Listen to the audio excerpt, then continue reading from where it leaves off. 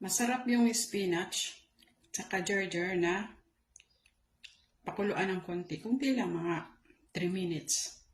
Tapos, Himalayan salt tsaka, tawag dito, olive oil.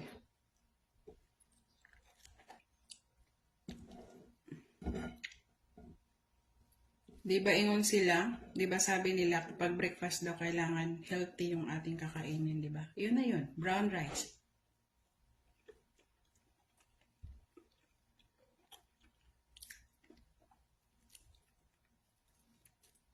Sarap talaga siya. Init pa lang ay. Init.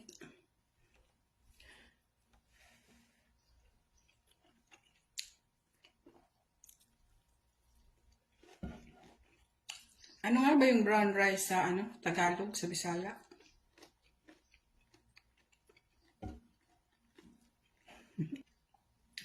Repolyo. Pagkalami na lang, Jud.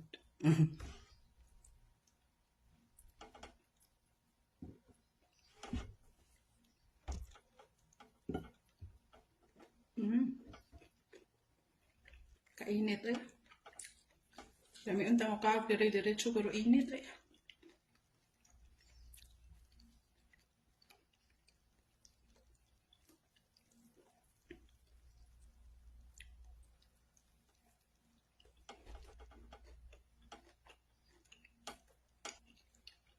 Bihira na ako kumain ng karne.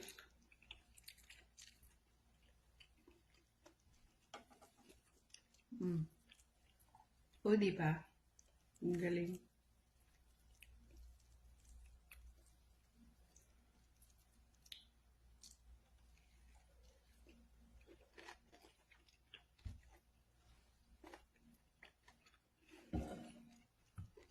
Init lang siya.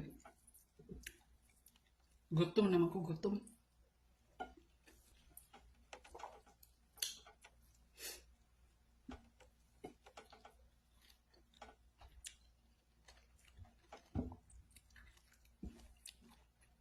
Thanks for watching.